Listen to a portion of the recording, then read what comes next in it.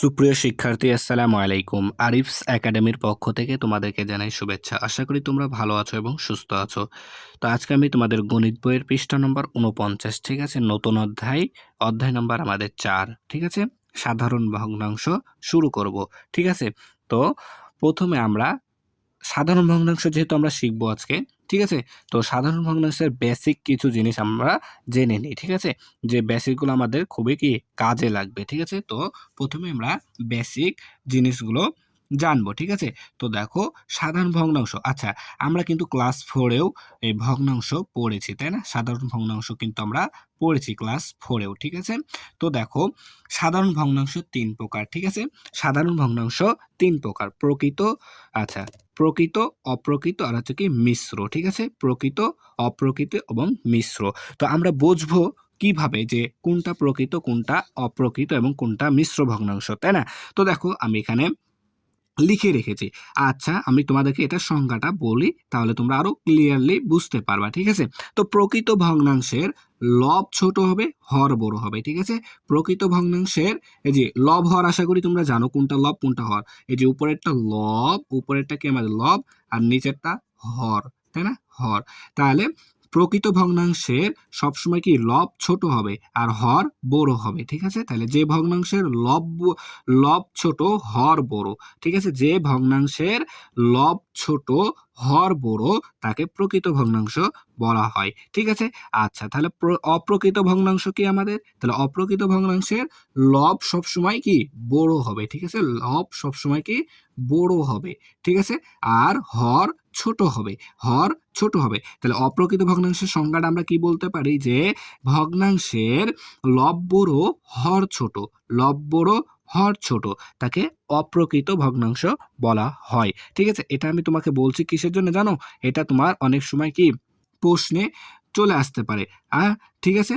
আবার কি হতে পারে, আমাদেরকে অঙ্ক করার সময় কিন্তু চিনতে হবে যে কোনটা প্রকৃত, কোনটা অপ্রকৃত, কোনটা মিশ্র, তাই না? তার জন্য আমি তোমাকে এটাকে সুন্দরভাবে ক্লিয়ার করে দিচ্ছি, তোমার যেন অঙ্ক করতে কোনো সমস্যা না হয়, এজন্যই, ঠিক আছে? আচ্ছা, এখন দেখো, মিশ্র ভগ্নাংশ একটি পূর্ণ সংখ্যা থাকবে, আর এখানে কি থাকবে? ভগ্নাংশ আকারে থাকবে, ঠিক আছে?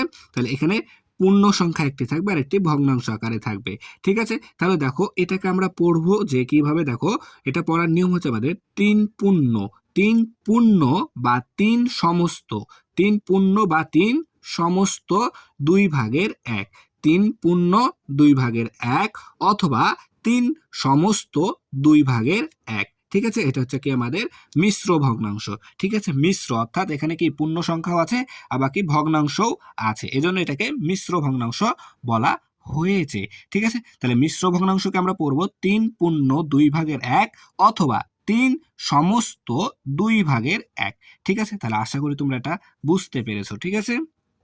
তাহলে এখন দেখো, তোমাদের বইয়ের ৪৯ পৃষ্ঠার ১ নম্বর অঙ্কটা করব, ঠিক আছে? তো বলা আছে যে অপ্রকৃত ভগ্নাংশে প্রকাশ করি, ঠিক আছে? যে নিচে এগুলো কি ভগ্নাংশ বলতো? এগুলো কিন্তু আমরা একটু আগে শিখলাম। এটা কি, এগুলো কি, যে কয়টা দেওয়া আছে এগুলো সবগুলো কি আমাদের মিশ্র ভগ্নাংশ। তার কারণ কি, এখানে একটা পূর্ণ সংখ্যা আছে, এখানে একটা ভগ্নাংশ আছে, তাহলে এটা কি মিশ্র ভগ্নাংশ। এই মিশ্র ভগ্নাংশকে আমাদেরকে এখন অপ্রকৃত ভগ্নাংশে প্রকাশ করতে হবে, ঠিক আছে? তো এটা আমরা এখন শিখব, ঠিক আছে? তো আমরা কিভাবে অপ্রকৃত ভগ্নাংশে প্রকাশ করতে পারি, ঠিক আছে? তো তোমাদের যে প্রশ্নটাতে থাকবে এটা সেম ভাবে তুলে নিবা, এরপর সমান চিহ্ন দিবা, ঠিক আছে? এই যে এখানে ভাগ চিহ্ন আছে না, এখানে এইভাবে টান দিয়ে 2 আছে না নিচে, 2টাকে আমরা এখানে থুয়ে দিলাম, ঠিক আছে? 2 রেখে দিব। এখন কি করব? এই 2কে 3 দ্বারা গুণ করব, ঠিক আছে? এই 2কে 3 দ্বারা গুণ করব, তাহলে 2 গুণন 3, ঠিক আছে? গুণ করলাম। আর এই যে এখানে উপরে লব আছে 1, তাই না? তাহলে এটাকে আমরা যোগ করে দিব, ঠিক আছে? তাহলে 2 দ্বারা 3কে গুণ করলাম, আর এই উপরে আছে আমাদের লব 1, এটা যোগ করে দিলাম, ঠিক আছে? তাহলে কিন্তু আমাদের কাজ শেষ। এখন দেখো, তাহলে 2কে 3 দ্বারা গুণ করলে 3 দুগুণ 6 আর 1-এ 7, 7/2, ঠিক আছে? 2/7, তাহলে আমাদের কি অপ্রকৃত ভগ্নাংশটা আসলো কি 2/7, ঠিক আছে? সেম ভাবে এখন এগুলো সবগুলো আমরা সমাধান করতে পারবো, ঠিক আছে? তাহলে এখানে আছে আমাদের নিচে 6, তাহলে আমরা 6 নিচে থুয়ে দেবো, তাই না? এখন এই 6কে এই 2 দ্বারা গুণ করব, তাহলে 6 গুণন 2, আর লব আছে 5 যোগ 5, ঠিক আছে? তাহলে এখন এটা হিসাব করো, দেখো 6 দুগুণ 12, 6 দুগুণ 12, 12 যোগ 5, তাহলে 12-র সাথে যদি 5 যোগ করি 17, 12 আর 5-এ 17, নিচে আছে 6, 6 থেকে যাবে, ঠিক আছে। 3 নাম্বারটা দেখো, তাহলে এখানে আছে নিচে হর আছে 9, 9 আমরা থুয়ে দিলাম, ঠিক আছে। এখন এই 9-কে এই 4 দ্বারা গুণ করব, তাই না, এই 4 দ্বারা গুণ করব, তাহলে 9 গুণন 4, ঠিক আছে। এখানে লব আছে 4 যোগ 4, ঠিক আছে। তাহলে দেখো এখন যদি আমরা এটা হিসাব করি, তাহলে 4 নং 36, 4 নং 36 যোগ 4, 36 আর 4-এ 40, 40, আর হর আছে আমাদের 9, 9 থেকে যাবে, ঠিক আছে। সেম ভাবে 4 নাম্বারটা দেখো, তো 4 নাম্বার আমাদের হর আছে 8, 8 থুয়ে দিলাম, ঠিক আছে। তাহলে এখন কি করব, এই 8-কে এই 3 দ্বারা গুণ করব, তাহলে 8 গুণন 3, তাহলে লব আছে 5 যোগ 5, ঠিক আছে।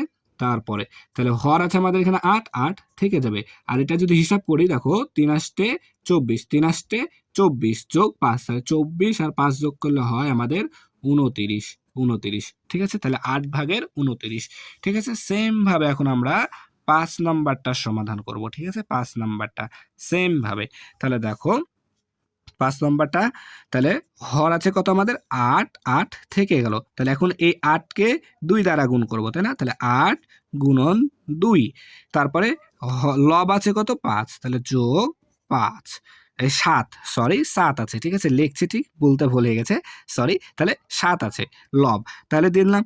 এখন হর আছে আমাদের কত এখানে 8, তাহলে হরটাকে আমরা ঠিক রেখে দিব 8, তাই না। আর এটা যদি হিসাব করি উপরেরটাকে, লব যদি হিসাব করি দেখো 8 দুগুণ 16 যোগ 7, তাহলে 16 আর 7 যদি যোগ করি তাহলে হয় আমাদের 16 আর 7 হয় 23, তার মানে কি হলো 8 ভাগের 23, 8 ভাগের 23, ঠিক আছে, এটাই আমাদের উত্তর, ঠিক আছে। তাহলে আশা করি তোমরা অপ্রকৃত ভগ্নাংশে প্রকাশ করতে হয় কিভাবে সেটা বুঝতে পারলা, ঠিক আছে। তাহলে আমরা আজকে করলাম কি, যে মিশ্র ভগ্নাংশ থেকে অপ্রকৃত ভগ্নাংশে রূপান্তর, ঠিক আছে। তাহলে আশা করি তোমরা অঙ্কগুলো বুঝতে পেরেছো, ঠিক আছে।